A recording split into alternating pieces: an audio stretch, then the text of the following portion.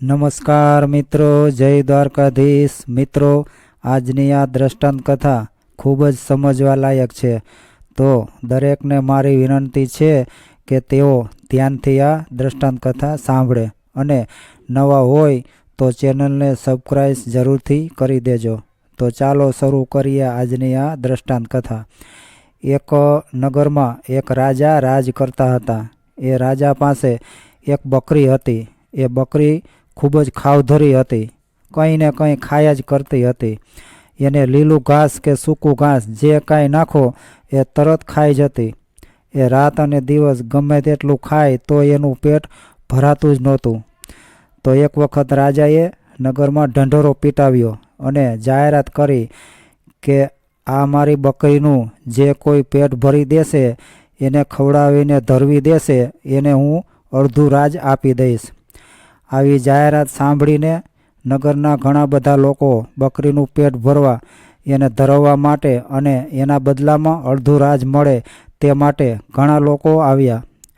એ બધાએ બકરીનું પેટ ભરવાનો પ્રયત્ન કરી જોયો, પણ કોઈને એમાં સફળતા મળી નહીં।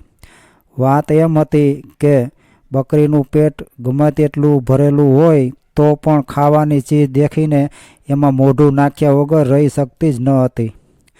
લીલું ઘાસ હોય તોય ભલે, સૂકું ઘાસ હોય તોય ભલે, એને જે આપો એ ખાયા જ કરતી હતી। ક્યારેય એનું મોઢું બંધ રહેતું જ નહીં। અનેક લોકોએ પ્રયત્ન કરી જોયા પણ કોઈ સફળ થયા નહીં। નગરના ઘણા બધા લોકોએ બકરીને ધરાવવાનો પ્રયાસ કર્યો, પણ કેમે કરીને બકરી ધરાતી જ ન હતી। છેવટે એક ચતુર પુરુષ રાજા પાસે આવ્યો અને એણે કહ્યું કે બકરીનું પેટ હું ભરી દઈશ, એને હું ધરવી દઈશ। આમ કહીને એ બકરીને પોતાને ઘેર લઈ ગયો। પછી એ બકરી સામે લીલું ઘાસ નાખતો તો ખરો, પણ જેવી એ બકરી ઘાસ ખાવા ડોકું લંબાવે એટલે તરત પેલો ભાઈ એને સોટી ફટકારતો। બકરી ઘાસ ખાવાની કોશિશ કરે ત્યાં પેલો એને સોટી મારે। આમ વારંવાર કરવાથી બકરીને ખ્યાલ આવી ગયો કે હું ઘાસ ખાઈશ તો મને માર પડશે, એટલે એણે છેવટે ઘાસ ખાવાનું જ બંધ કરી દીધું।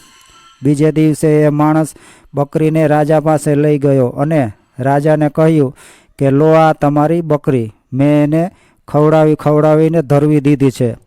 હવે એને તમે ગમે તેટલું લીલું ઘાસ આપશો તો પણ એ નહીં થાય, કારણ કે એનું પેટ મેં ભરી દીધું છે। એટલે રાજાએ ખાતરી કરવા માટે બકરીની આગળ લીલું ઘાસ નાખ્યું, પણ સોટીની બીકે બકરીએ ઘાસ ખાધું નહીં। આમ રાજાએ જોયું કે બકરીનું પેટ ભરાઈ ગયું છે, એટલે એણે ઢંઢેરાની જાહેરાત મુજબ પેલા માણસને અડધું રાજ આપી દીધું। તો મિત્રો, આ દ્રષ્ટાંત ઉપરથી આપણે એ બોધ લઈએ કે બકરી એટલે બીજું કોઈ નહીં પણ આપણી ઇન્દ્રિયો છે। જેમ બકરીનું પેટ ભરાતું નથી એવી જ રીતે આપણી ઇન્દ્રિયો પણ ધરાતી નથી। એને ગમે તેટલા ભોગ ભોગવવા મળશે તો પણ ઇન્દ્રિયો તૃપ્ત નહીં થાય। ઇન્દ્રિયોને જેટલા વધુ ભોગ ભોગવવા મળશે એટલી જ એની આશા અને તૃષ્ણા વધતી જ જવાની। જો ઇન્દ્રિયોને વિષયોમાંથી વિમુખ કરવી હોય તો સંયમ સિવાય બીજો કોઈ રસ્તો નથી। તો મિત્રો, આ વિડીયો તમને ગમ્યો હોય તો લાઈક કરો, શેર કરો, ચેનલને સબસ્ક્રાઈબ કરો અને તમારા ભાઈને સપોર્ટ કરો। જય દ્વારકાધીશ।